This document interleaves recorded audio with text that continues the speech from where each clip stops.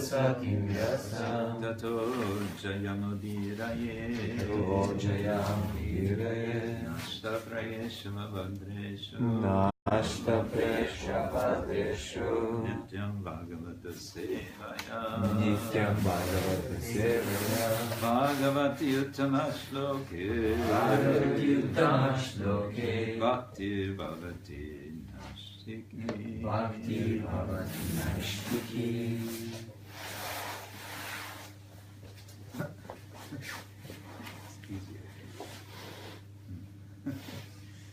Yogi. Hare Krishna, good morning. We're reading from Srimad Bhagavatam, Canto 1, Chapter 11, Lord Krishna's entrance into Dwaraka, text 26. Четем учим от Бхагаватам. Първа песен, глава 11, Бог Кришна влиза в Дварака, текст 26. We don't have every... Okay, I'll just read once the Sanskrit. This is describing the Lord's... Yeah, this is describing the Lord. Shriyo nivaso yasyo rapanapatram mukam dvisham Bahavo lokapalanam saranganam padam bhujam. Translation and purport, or part of the purport, it's a long purport, by Grace of the Sri Bhaktivedanta Swami, Srila Prabhupada Ki Jai. Translation. The Lord's chest is the abode of the goddess of fortune. His moonlight face is the drinking vessel for eyes which hanker after all that is beautiful. His arms are the resting place for the administrative demigods, and his lotus feet are the refuge of pure devotees who never talk or sing of any subject except his lordship. Превод. Гърдите на Бога, служител на богинята на щастието. Луноподобното му лице е като изящния съд за очите, които търсят красивото. Ръцете му са убежището на управляващите полубогове. А лотосовите му нозе са подслон, чистите предани, които никога не говорят за никой друг и не възпяват никой друг, освен него. Okay.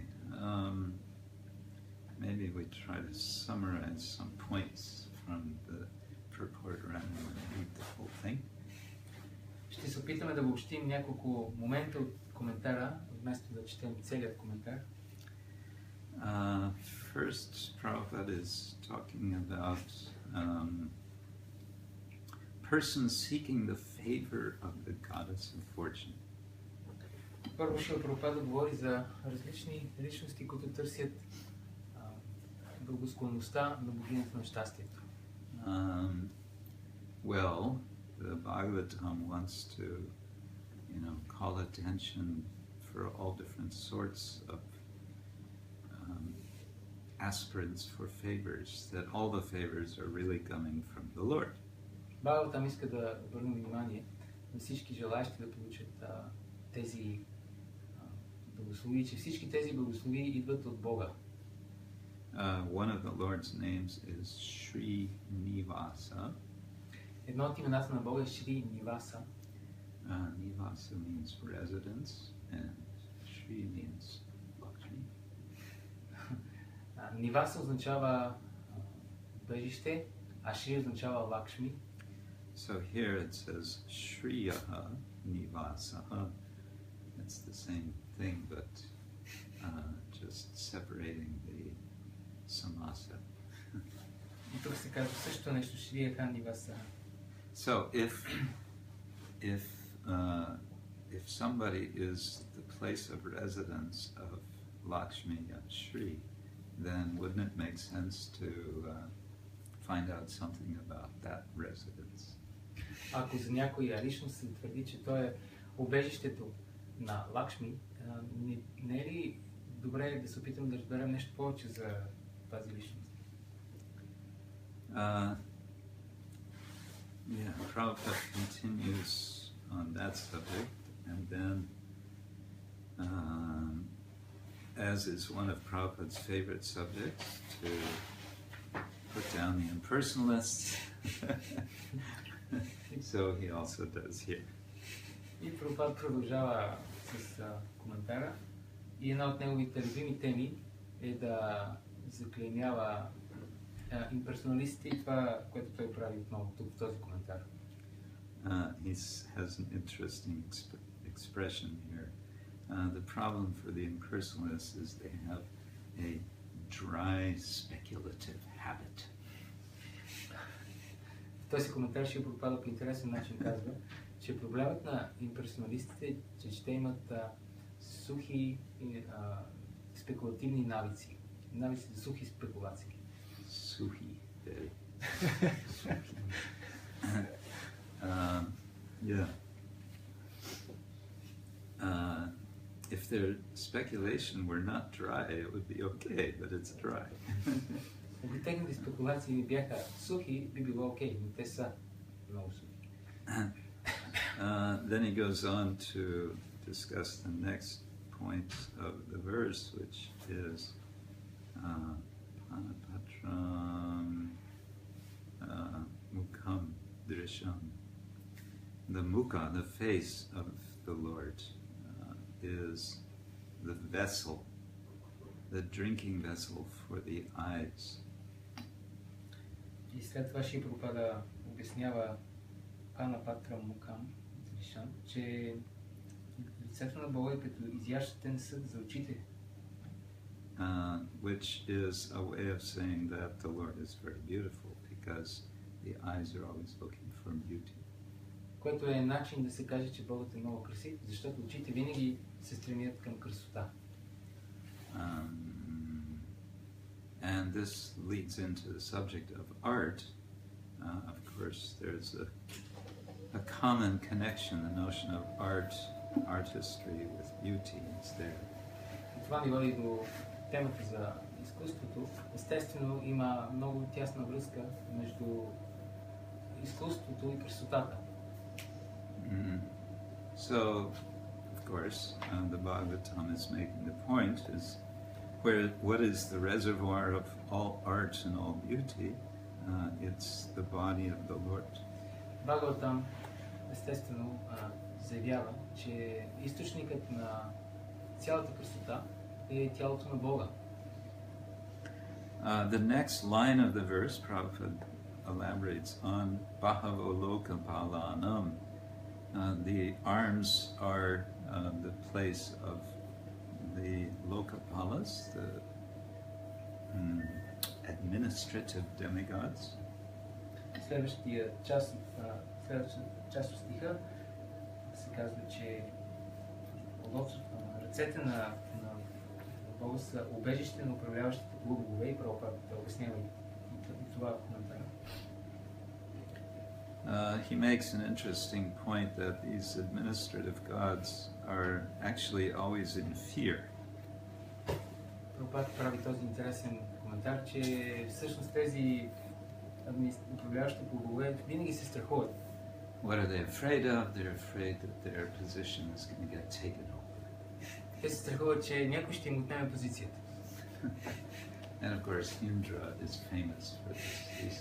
He always has a bit of a, I don't know, mental problem that he's worried somebody's going to take over his position. И разбира се, Индра е много известен с това. Той винаги има някакви тревоги, ментални проблеми, тързани, че някой ще му вземе поста. But then he says, Prabhupada explains, if these administrative demigods would just take shelter of the arms of the Lord, they would be sure that they will always be protected. Шри Прабхупада по-натам обяснява, че ако тези богове приемат подслона на ръцете на Бога, тогава те винаги ще бъдат протектирани. There's a nice verse in the 10th canto, Jayati Janani Vaso Devaki Janamavado Yaduvara Parishat Swire Dorbir Asyana Dharma Stirachara Regina Na Susmita Shimukina Rajapura Vanit Anand Vardhayan Kamdeva Swa Dorbir Asyana Dharma. By his own arms, the Lord protects against adharma, or he smashes sources of adharma. В 10-та песен има един интересен стих, в който се казва, че чрез своите собствени ръце Богът протектира всички, или той също разбива всички видове и източници на адарма. I remember in one temple in Germany, this verse was written out and posted in the Brahmachari ashram. Спомням си в един храм в Германия, този същия стих беше написан на стената на Брамачария Шрама. And this was referred to as the Jayati mantra. И този стих беше станал Or the известен като Jayatri mantra. Jayati мантрата или Jayatri мантрата. So the Brahmins had their Gayatri mantra, but everyone else could chant the Jayatri mantra. И браманите си повтаряха тяхната Гayatri мантра, но всички останали можеше да повтарят тази Jayatri мантра. Or Jayatri, yeah. Anyway,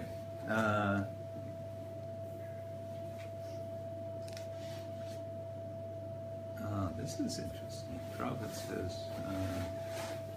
other so-called administrators are symbols of anachronisms leading to the acute distress of the people who are governed by them. Интересно, Прабхупад пише, останалите така наречени администратори са източник на много притеснения за хората. Symbols of anachronisms. На по-скоро анахронизъм. Символ на анахронизъм за хората. An anachronism is something which is out of date. Нещо, което е много старомодно. So in other words, this is Prabhupada's common, another favorite topic is unqualified leaders. Друга любима тема на Шри Прабхупада е темата за недостойните и неквалифицирани лидери. Okay, and then Saranganam Padambujam is the last line, and Prabhupada is referring to these. These are referring to the pure devotees, Sarangas, who sing and talk about the Lord. И последната част на стиха Саранганам Падамуджам, Шри Прабхупада обяснява Сарангам се отнася до чистите предани, които единствено говорят и възпяват само Бога. And they're compared to bees, which are going after the honey of the lotus. И те са сравнявани с пчели, които винаги се стремят към меда на лотоса. And then he quotes Rupa Goswami with a verse comparing himself to a bee. И след това Прабхупада цитира стих от Рупа Госвами, който сравнява самия себе си с една пчела. O my Lord Krishna, I beg to offer my prayers unto you. My mind is like the bee, and it is after some honey. Kindly therefore give my bee mind a place at your lotus feet, which are the resources for all transcendental honey. I know that even big demigods like Brahma do not see the rays of the nails of your lotus feet, even though they are engaged in deep meditation for years together. Still, O infallible one, my ambition is such, for you are very merciful to your surrendered devotees. O Madhava, wow, this is a long prayer. O Madhava, I know also that I have no genuine devotion for the service of your lotus feet, but because your Lordship is inconceivably powerful, you can do what is impossible to be done. Your lotus feet can derive even the nectar of the heavenly kingdom. Therefore, I am very much attracted by them. O Supreme Eternal, please therefore let my mind be fixed at your lotus feet, so that eternally I may be able to relish the taste of your transcendental service. В тази молитва Рупа Госвами казва: О мой Господи Кришна, позволи ми да ти отдам молитвите си. Умът ми е като пчела, която е жадна за мед. Бъди милостив и дай на тази пчела място при лотосовите си нозе, откъдето извира целият трансцендентален мед. Знам, че дори велики полубогове като Брама не могат да видят очите от ногтите ти, макар че години наред остават потънали в съзерцание. Но аз имам такова желание, о безпогрешни, затова ти си много милостив, защото ти си много милостив към душите, отдали се на теб. О Мадава, знам също, че нямам истинска преданост, за да мога да служа в лотосовите ти нозе. Но понеже си изключително могъщ, ти можеш да осъществиш и невъзможното. Пред лотосовите ти нозе е жалък, дори нектарът на Небесното царство. Затова те така ме привлякоха. О върховна вечност, нека умът ми се установи върху лотосовите ти нозе, за да мога вечно да се наслаждавам на вкуса на трансценденталното служене на теб. Quite some prayer. Okay. Yeah, so Krishna's feet are often compared to lotuses. Нозете на Кришна често се сравняват с лотоси. Have you ever seen a real lotus flower? Виждали ли сте истинско лотосово цвете? Sometimes in Mayapur, They're like lilies. yeah, mostly I think one sees lilies. Near the Lone Gurku. Обикновено човек вижда лилии, не точно лотос. But I have seen real lotuses in Guyana, northern South America. Но аз съм виждал истински лотоси в Гаяна, Северна и Южна Америка. They grow right along the highway where the water gathers. There's lotus flowers. Те растат точно на магистралата отстрани на лотосови цветя. And they're this, hot pink color. And they're really big, and you can understand when you see them why Krishna's feet are compared to them. They're really transcendental. They don't seem to be part of this world. И те имат много ярък, наситен розов цвят и са много големи, и като ги видиш можеш да разбереш защо нозете на Кришна са сравнявани с тях. Те са много трансцендентални, очевидно, че не са от този свят. And from those you get a sense of Krishna's beauty. How, if that's just the feet, then of course his whole body is compared to lotuses. Yeah. Must be very beautiful. И от тях получавате такова чувство, усещане за красотата на Кришна. Ако това са само нозете на Кришна, разбира се, цялото тяло на Кришна сравнявам с лотос. And then you can get a sense of why it is that devotees are really not attracted to anything other than Krishna.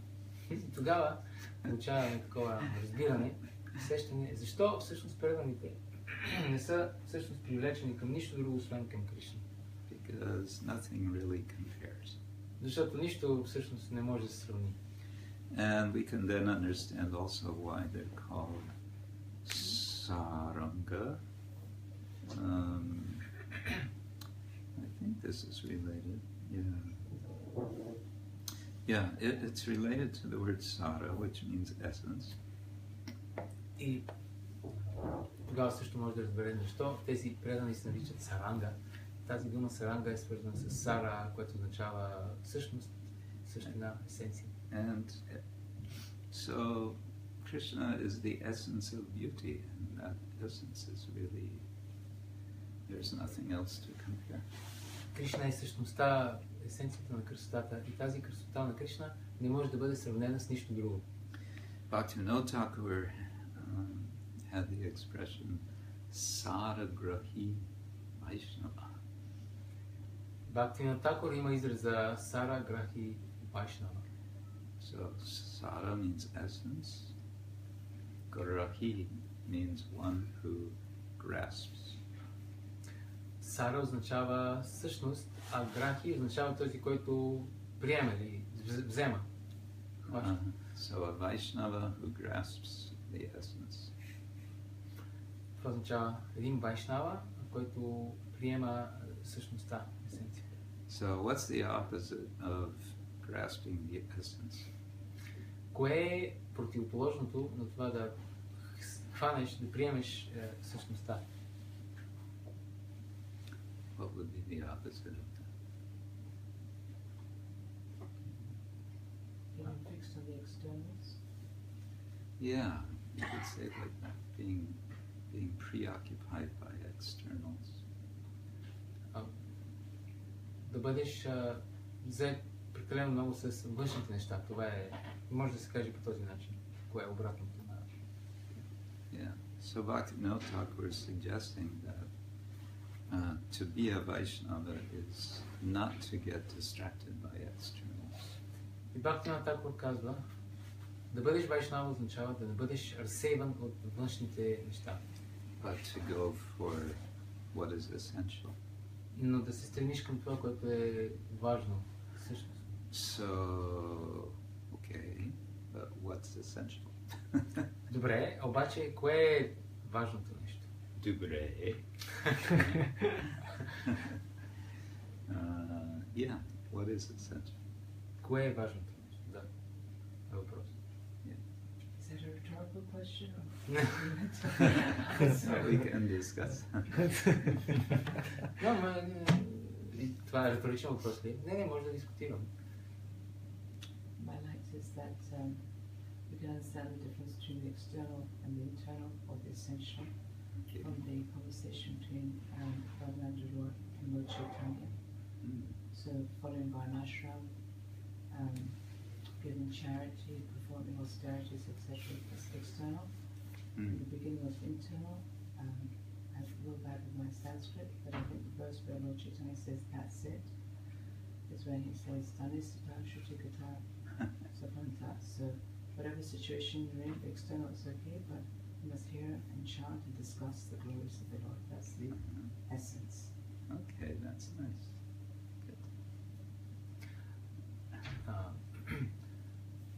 Може да се обърнем към тази разговор между Рамананда Рая и Бог Чайтания, когато Рамананда Рая предлага Варна Шрама, обаче Махапрабху казва, това е нещо външно. И първи път, когато Махапрабху одобрява отговорът на Рамананда Рая, е когато той цитира този стих от Шримад Бхагаватам. Similar. Something like that. Okay. One of the contexts in which Bhaktivinoda talks about Saragrahi Vaishnava is when considering different religious traditions of the world. Един от различните контексти, в които Бхактивинода Тхакур говори и обяснява смисъл на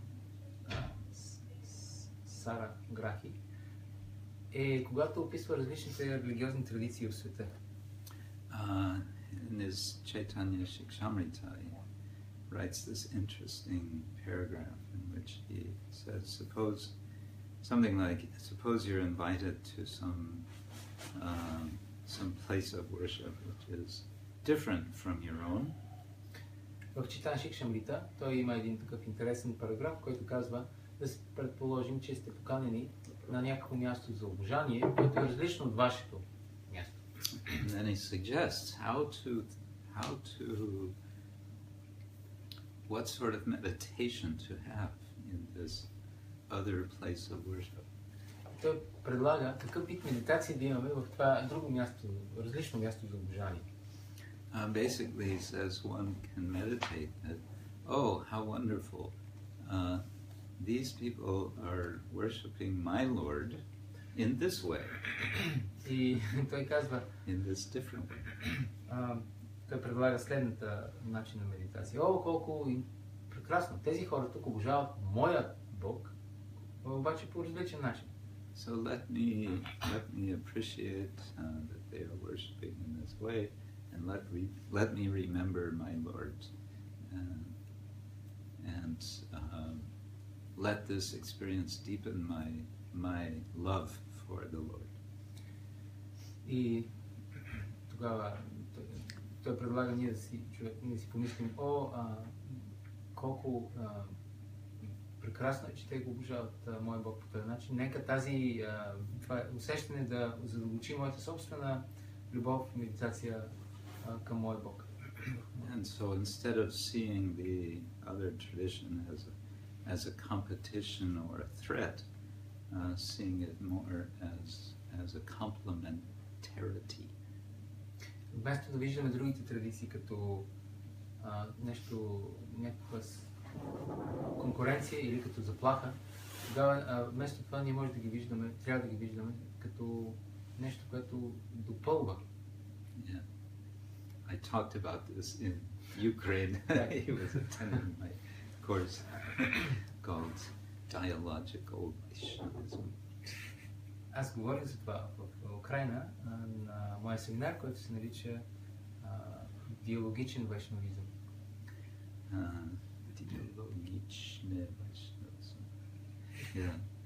And there I was discussing about interreligious dialogue, and it's an idea which for many devotees is quite foreign actually.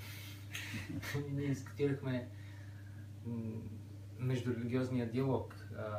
Идея, която за много вайшнави е доста чужда. Because our general approach, we think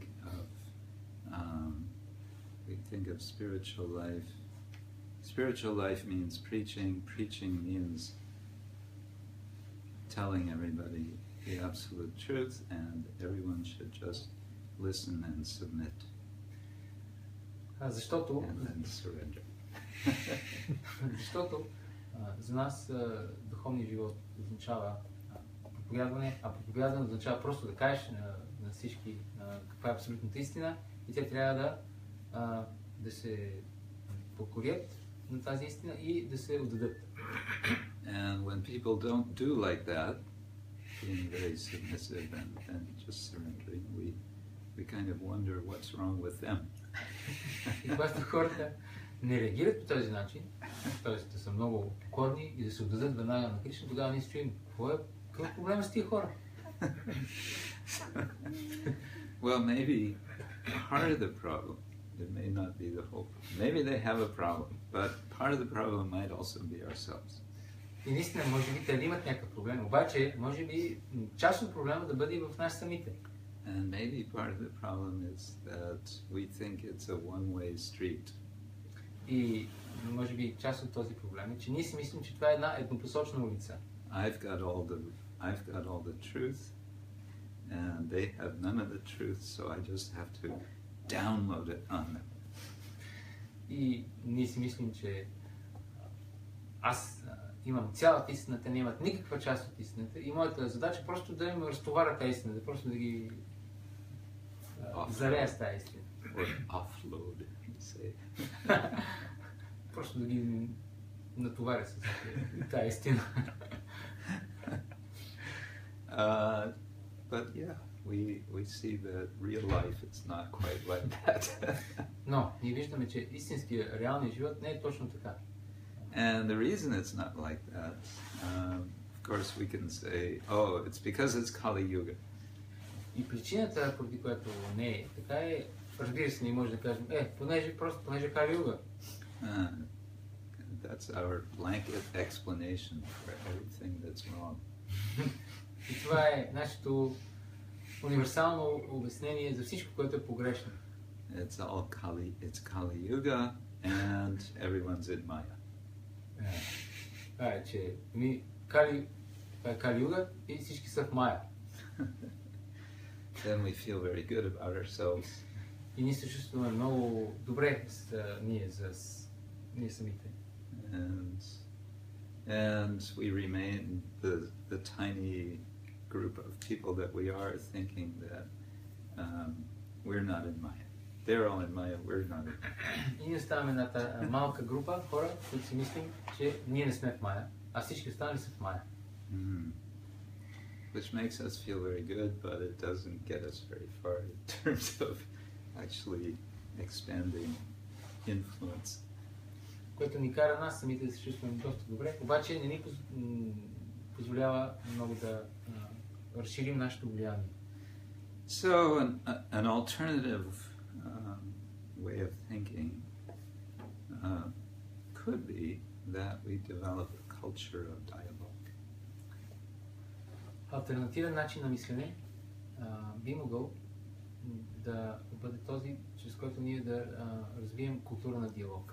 Which is what I would suggest our our real culture is. If we look at Bhagavad Gita, it's a dialogue. Което аз бих могъл да кажа, че това е всъщност нашата изначална истинска култура. Ако погледнем Гита, това е един диалог. Bhagavatam is several dialogues. Бхагаватам е няколко диалога. And if we would become more known as dialogical, as open to dialogue, we might make more progress in our mission. И ако ние сме повече известни като диалогични хора, личности, които допускат диалог, тогава ние може да осъществим по-голям прогрес. Anyway, don't get me started, as they say. That's a whole subject. Back to the verse. Айде да започвам, както се казва, обратно към стиха. The context of the verse is that Krishna is returning home. He's coming back to Dwarka. Контекста на стиха е, че Кришна се връща вкъщи. Той се прибира в Дварака. And this is very nice. It's actually describing one major motif. It's one example of a major motif in the Bhagavatam, and that is meeting and separation. И това описва една от главните теми в Бхагаватам, което е срещите и разделите. The first canto as a whole, we could say, is about separation. It's about the departure of the Lord. Първа песен като цяло може да кажем, че тя е посветена на раздялата, на напускането на Бога. Which is strange because it's the first canto and we're hearing about how Krishna is leaving the world, and the whole Bhagavatam is supposed to be about the activities of Krishna, but first we hear about how he leaves. Което е странно, защото това е първата песен и Бхагаватам се предполага да бъде за денсът на Бога, но още първа песен ние чуваме как той си тръгва от света. So what is this? What's going on? И какво е това? Какво се случва всъщност? What we're getting is the impetus to hear about Krishna by realizing, oh, we're missing something. We've lost something big time. Това, което се случва е всъщност ние получаваме такъв подтик да слушаме за Кришна, защото ние чуваме, че ние сме загубили нещо много важно. So this chapter is describing a meeting that the Lord is returning to Dwarka, and we get a little snapshot of how wonderful it must be to welcome Krishna. В тази глава се разказва за среща, не за раздяла. В момента, в който Кришна се връща в Дварака и ние получаваме един такъв като снимка, която ни дава възможност да усетим колко прекрасно би било да се срещнем с Бога. And of course, the bigger context is that the Bhagavatam as a whole, but especially the first canto, is a kind of sequel to the Mahabharata. И разбира се, другият по-голям контекст е, че Бхагаватам, по-специално първа песен, е нещо като следваща история след Махабарата. The Mahabharata war has been fought. Practically everyone's been killed. The war is over. Продължение на Махабарата. Махабарата е завършила, войната е завършила, на практика всички са избити. Bhishma is still alive. Chapter 9. He's become like a pin cushion upside down. So many arrows. He's lying there, and he's actually teaching. We get a summary, extremely short summary of his teachings in the Shanti Parvan of Mahabharata. Бишма е все още жив. Той лежи на това легло от стрели и в 9-та глава на Бхагаватам. И ние получаваме в Бхагаватам една много кратко общение на неговите поучения от Шанти Парва в Махабарата. And prior to this, there's this whole thing with Ashvatthama, who's murdered the 5 sons of Draupadi, and what to do with this murderer. И преди това има тази история с Ашватама, който е убил 5 синове на Драупади. Какво да се прави с този убиец? And he's going to try to murder Parikshit. И той ще се опита да убие Парикшит. Because he's the last remaining descendant of the line of the Kurus. Защото той е последният жив останал наследник от линията на Кауравите. And the whole Mahabharata is really, it's a story about dynastic succession. It's a big struggle to figure out, to work out the succession of these И kings. цялата история на Махабарата е всъщност една история за продължаването на династията. Кой ще може да продължи тази династия? And Maharaj Parikshit's going to survive because Krishna intercepts and saves him. But then what happens? Maharaj Parikshit does something kind of stupid. Махараджа Парикшит ще оцелее заради наместа на Кришна, но след това какво се случва? Махараджа Парикшит прави нещо, което изглежда малко глупо. Glupal. He shows his anger at this sage, Shamika, by putting this dead snake around his neck. Not a good thing. Той проявява своя гняв, разгневява се на този мъдрец Шамика, като слага мъртва змия около врата му, което не е хубаво.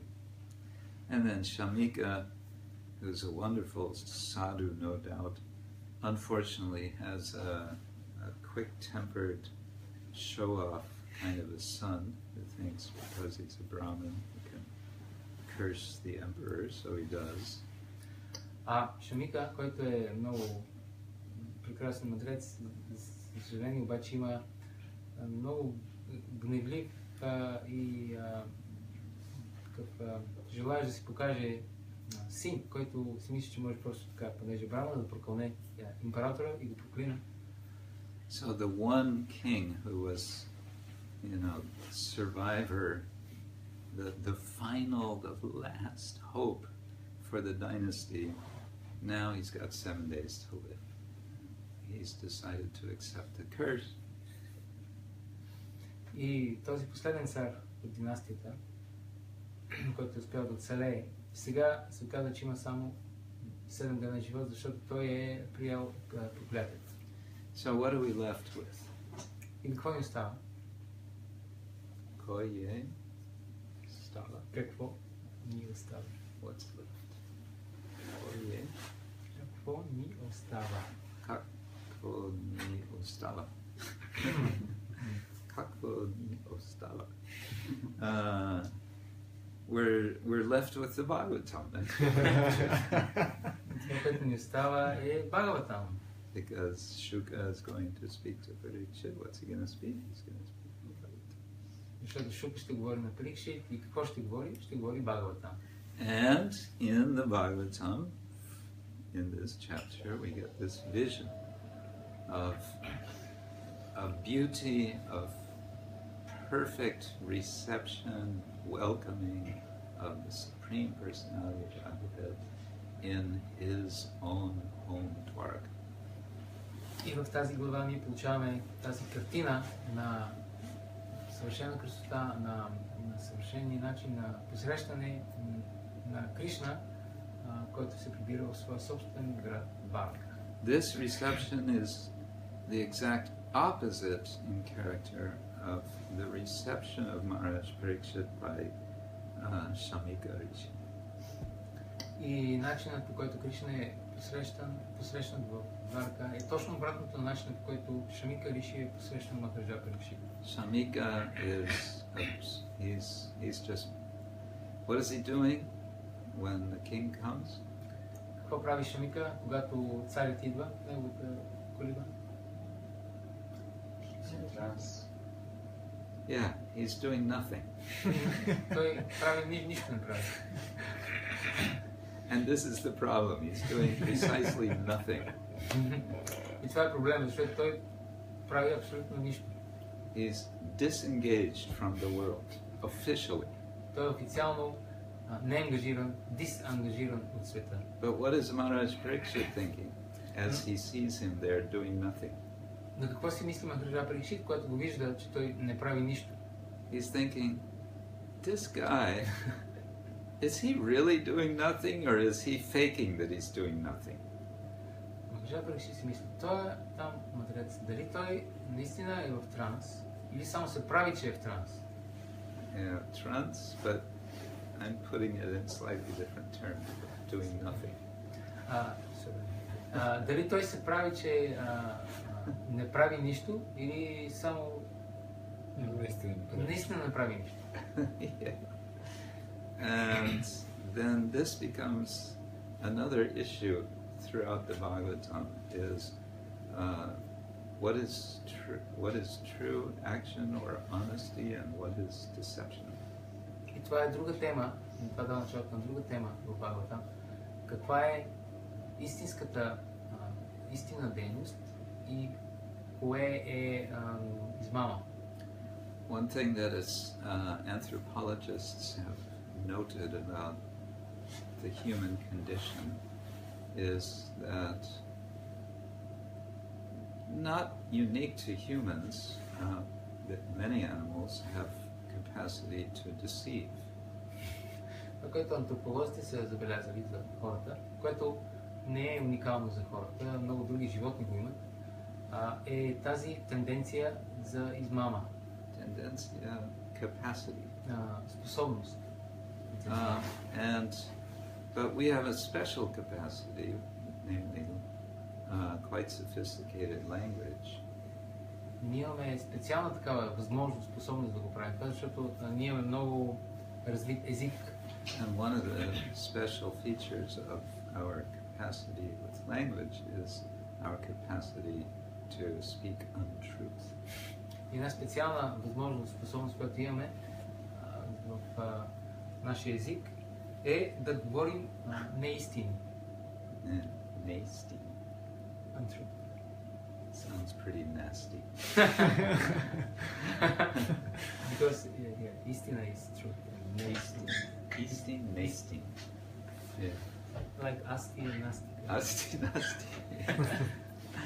Yeah. Well, the nasties are pretty nasty. Nasty goes. So, the Bhagavatam, what does it say from the very beginning? Dharma, projita, kaitavotra. We're rejecting all forms of deceptive dharma. Бхагаватам в самото начало казва, че се отхвърля всички видове измамна наистина дharma. So, in the setting of the scene, which is the first canto of Bhagavatam, we have this wonderful vision of the Lord being super welcomed, the super Lord being super welcomed in his super city. И в самото начало на Бхагаватам ние имаме тази картина, където Върховният Бог получи този супер посрещане в своя супер град. And this helps us to realize, to be conscious of what's lacking in our lives. И това ни дава възможност да осъзнаем какво е това, което ни липсва в нашия собствен живот. There's no Dwaraka, there's no Krishna, there's no reception of Krishna. Няма Дварака, няма го Кришна, няма посрещане на Кришна. All these things are missing, and so something is missing in the heart. Всички тези неща липсват и нещо също така липсва в сърцето. And so this is all meant to awaken a sense of longing. There's something missing in my life. И всичко това е предназначено да събуди чувство на копнеж. Има нещо, което липсва в моя живот. Something is missing, and yet something is also available. It must be there. Otherwise, why would I have this feeling that something is missing? Нещо липсва, нещо ми липсва, обаче едновременно с това нещо е и достъпно. Иначе, защо аз имам изобщо това чувство, че нещо ми липсва? And so each day we want to try to reawaken that sense of longing for Krishna. И всеки ден ние се опитваме да събудим отново това чувство на копнеж към Кришна. And the Bhagavatam is there to help us for that.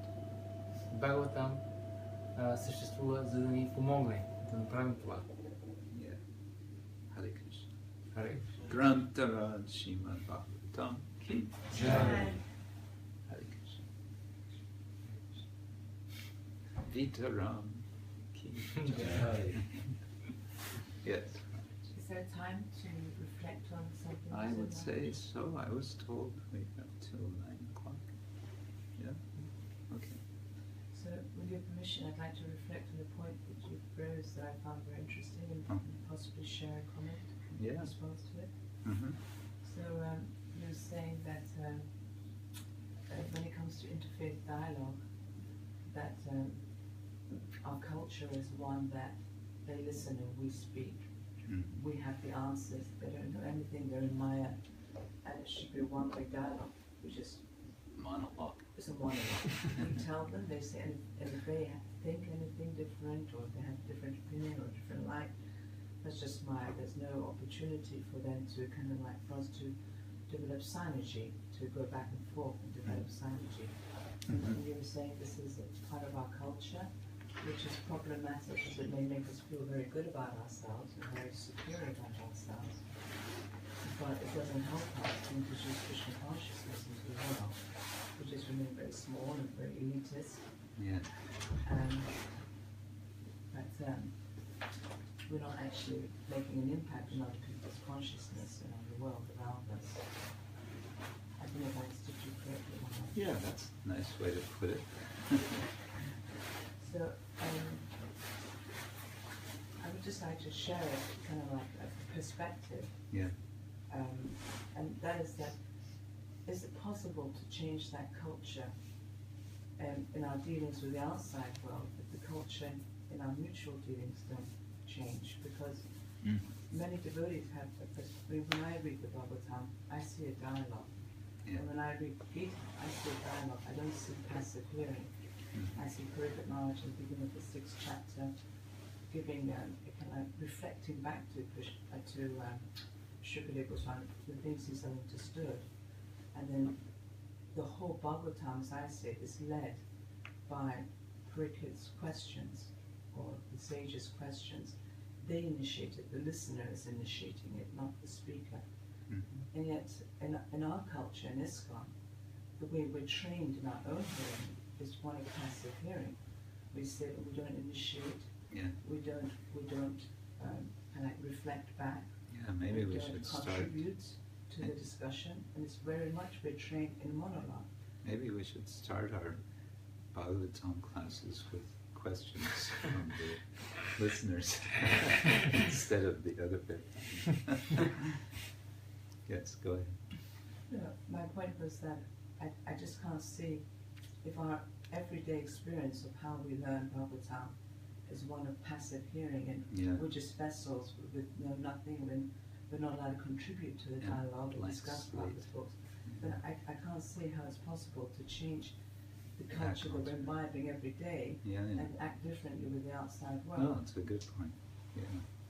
I've often thought one thing that could help in this regard, which wouldn't be very difficult, we could develop a culture that before the Bhagavatam class every morning, everyone just makes it a habit to read the verse and the purport that's going to be discussed. And that acts a little bit like priming the pump, you know, starting the thinking process, because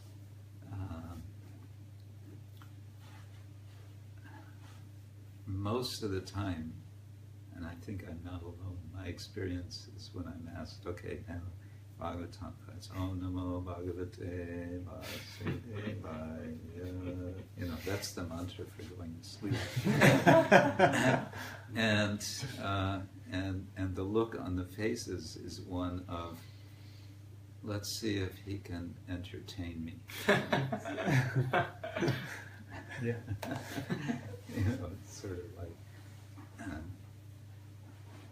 it can be quite challenging. And the reason is that the brain has not been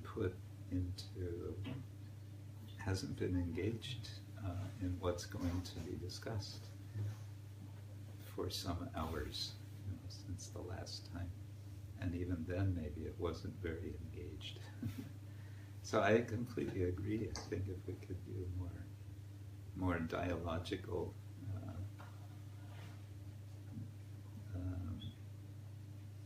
classes, then this would contribute to making a more dialogical culture.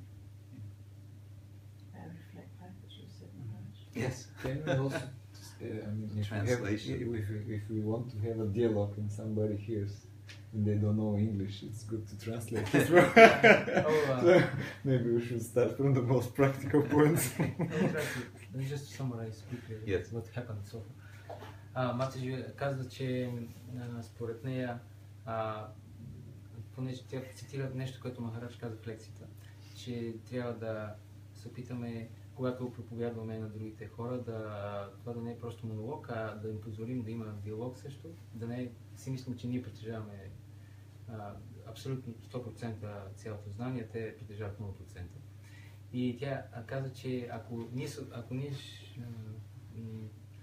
ще се опитаме да променим начина, по който проповядваме на външните хора, трябва преди това да се опитаме да променим начина, по който ние самите общуваме помежду си. Да, пример, Бхагаватам класовете, които понякога се получава така, че са просто като един едностранен, еднопосочен монолог, без другата страна да участва изобщо в дискусията. И идеята е да може аудиторията да се включват повече, да мислят бхактите повече, да имат някакви въпроси и да имат дискусия евентуално.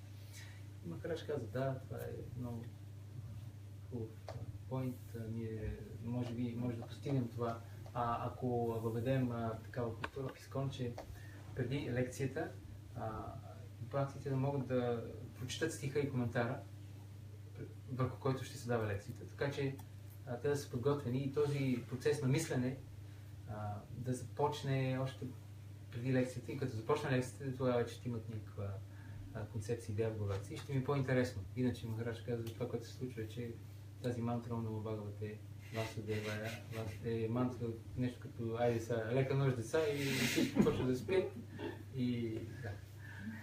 So we summarize it. Thank you. If I reflect back, so I probably understood you much.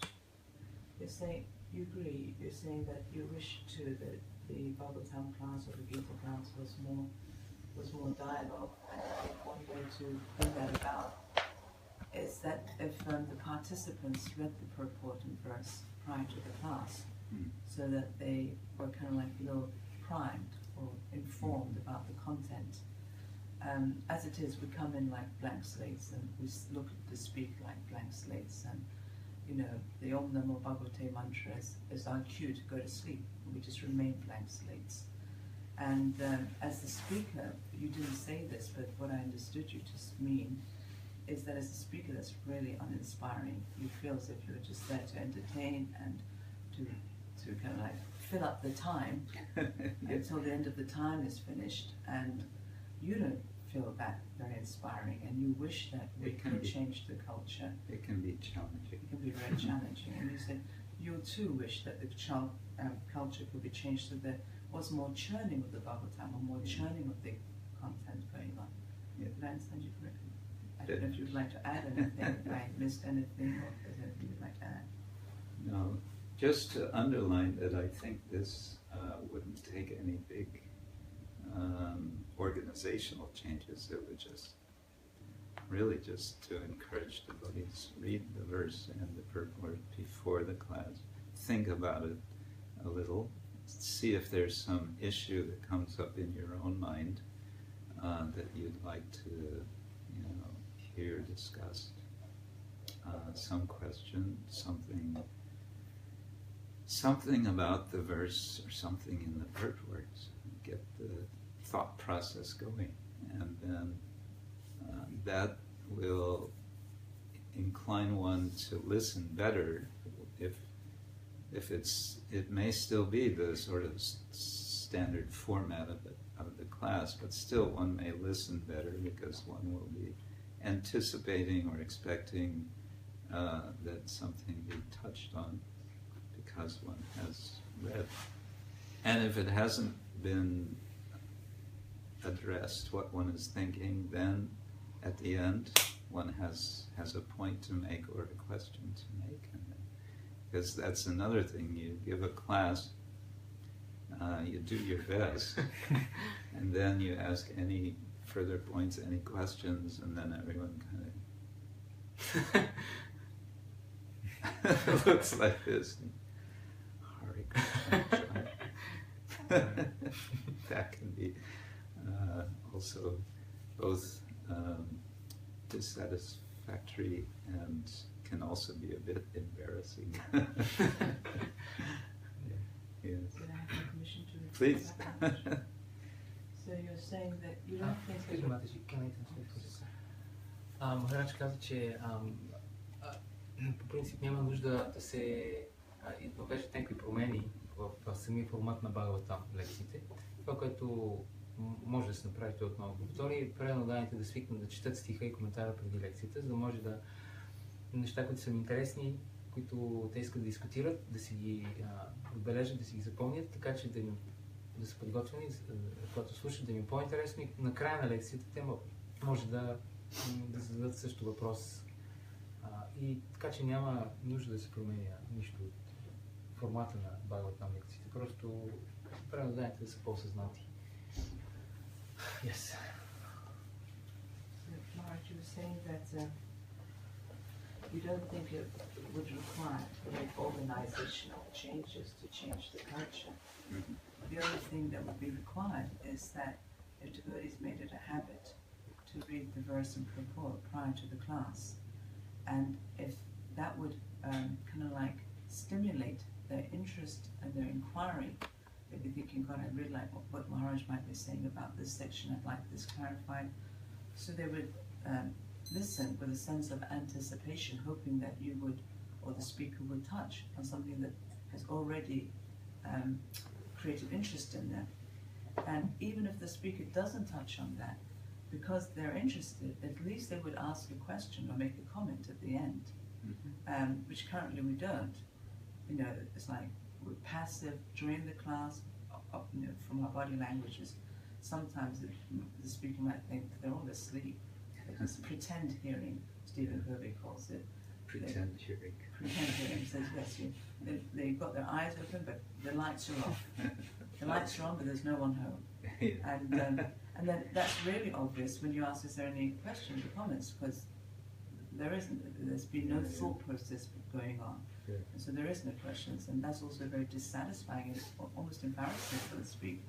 Yeah, If I understood you correctly, Maharaj. very much. Would you mind if I shared a perspective on that? Please. Or would that be kind of like, I don't want to come No, down go your ahead. fences? Why not? So, just a, you know, a very kind of minuscule perspective on that is that I remember once hearing that when Srila Bhaktisiddhanta Saraswati Thakur would be class on a verse or purport, he would often take a month on the same verse. And I found that, because my husband and myself do it at home now, we discuss at home, and I found that following certain clues that we've picked up from when we listen to Prabhupada's lectures or read his books by ourselves, and he says, discuss each word scrutinizingly. Yeah. And as when we do it like that, when we go sentence by sentence and allow each of us to give a perspective on it, to give process, look at it from different perspectives, different lights of vision. That's the phrase he also means. Yeah. Different. And when we do that, it actually stimulates. It really gives us that sense of this Tantra Sangam verse, hit rasayana kata, because our minds are contemplating and analyzing sentence at a time, beginning from the top, and each word, and each of us has an opportunity to participate. And Yeah. the Hitrasaya and the Katal can feel building up. But one of the things I find kind of like, one of the reasons I actually don't normally attend ISKCON lectures anymore, because it's one purport per class, Right. and there's no opportunity for this analyzing each sentence at a time, each word, and allowing participation and do this contemplative sentence at a time. But it may take us a month to get through the purport. Yeah. And I think, how can you get Hitrasaya and Katal like that? Translation.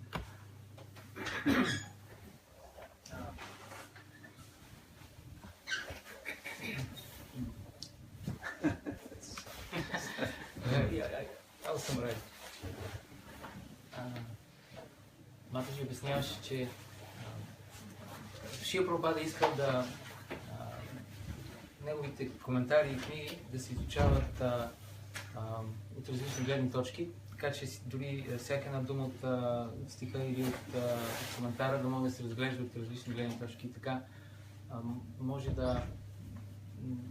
това да стимулира много преданните, да ги накара да имат различни реализации, така да споделят, да бъде много интересна дискусията. И тя също каза, че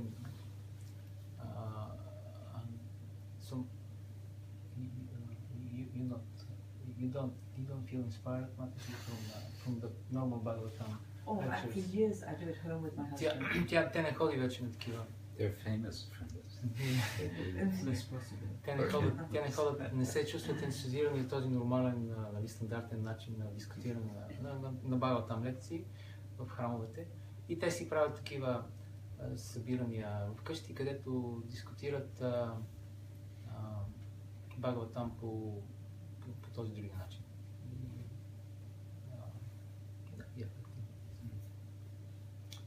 So I guess we'll be hearing more about your method. Your husband's coming today, is it? He's coming today. Yeah. So that'd be nice. I think there's kind of infinite ways of discussing the Bhagavatam. As you are doing is certainly a very, very wonderful way. In one sense, one thing I do is kind of the opposite. I like to do Bhagavatam overviews. And we did something in the manner 2 or 3 years ago. And I still do this online. I'm giving some lectures sometimes. And actually I was going too fast and I was requested to slow down because I was trying to do one canto in 2 hours. And then devotee said, maybe we could slow it down some. So now we do something more like one chapter in an hour or 2 hours. But I think both extremes are valuable in different ways. As you said, Bhaktisiddhanta Thakur, have you heard that he actually did it frequently? Yeah, I only heard of the one time that he did that with verse number 1 in Radhakund, but maybe he did it more to spend a whole month. I know Prabhupada once said, I think he was prompted by that occasion to say one could spend a month studying every single verse of the Bhagavatam. And then he kind of said, 18,000 verses, do the math, how long is that going to take? Махарадж каза, че със сигурност този начин, който Матаджи споменава е много интересен и ценен. Той каза, че той лично има друг метод, който е точно противоположен. Той прави overviews на Бхагаватам, обобщава Бхагаватам, обобщение, което понякога за 2 часа цяла песен на Бхагаватам може да бъде обобщена. И даже преноданите в един момент го помоли малко да намали темпото, защото било много бързо и той сега започна да го прави 1 или 2 часа на една глава от Бхагаватам. Vidva Gauranga is doing the same. He's doing actually the same now. Some days in Bali. Who? Vidva Gauranga. Oh, okay. Nice. Yes. When I reflect back, which is all the rooms that is Аз имам първа в тази насока.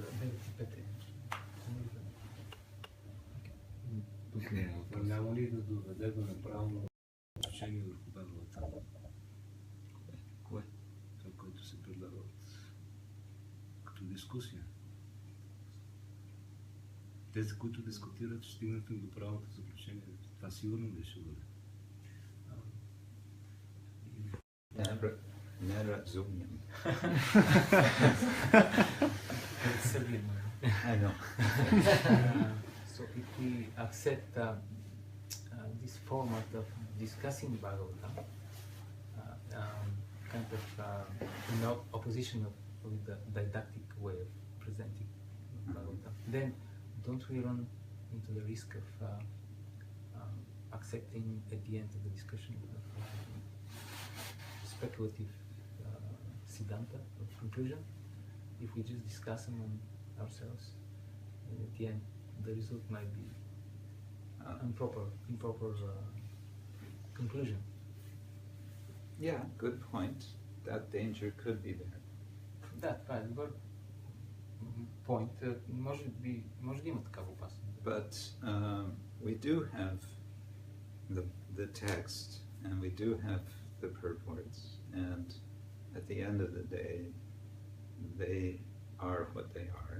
So we can, and the more expert we become, the more we know the text, we can remember, oh no, that can't be right what I'm speculating, because it's also said here, such and such. So the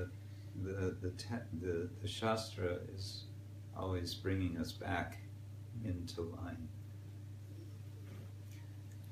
Но в крайна сметка ние имаме стиховете, имаме коментарите, така че дори ако има някакви спекулации, тогава ние може да си кажем, това, което аз си мисля, дали наистина се потвърждава от Бхагаватам, и тогава може да отворим и да прочетем стихове и коментари и да видим. But the classical Upanishadic system for imbibing higher knowledge is a threefold process. It starts with Shravana, then goes to Mananam, which means thinking about, and then Nididhyasanam, which we could say is something like digesting. Digestion. На класическия Упанишад процес за получаване на знание има три части. Първият е Шравана, слушане, вторият е Манана или разсъждение, обмисляне, и последния е Нидидясана, което означава нещо като да го реализираш знанието, да го смелеш, да го слушаш. So without the manana and the nididhyasana, the shravana, as we say, it's in one ear and out the other. Doesn't do anything. Така че без манана и нидидясана, без втори и третия процес, този първи процес, само шравана, той влиза в едното ухо и излиза в другото ухо. Трябва да има... Anyway, it's a big subject, but it is after 9 o'clock now. Thank you all. Hare Krishna. Have a nice day. Shri Prabhupada ki jai. Grantara Srimad Bhagavatam ki jai. Gaur Prema.